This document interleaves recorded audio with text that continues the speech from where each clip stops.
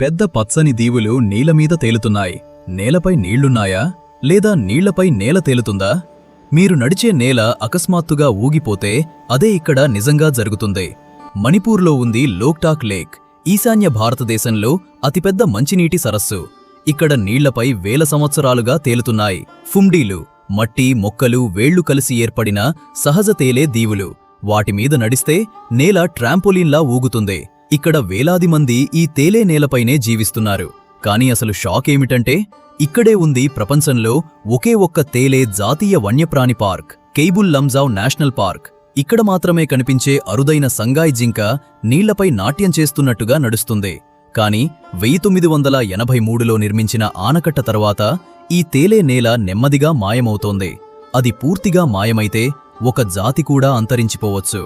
నీళ్లపై తేలే ఈ భూమి గురించి మీ మొదటి థాట్ ఏమిటి? కమెంట్లో చెప్పండి.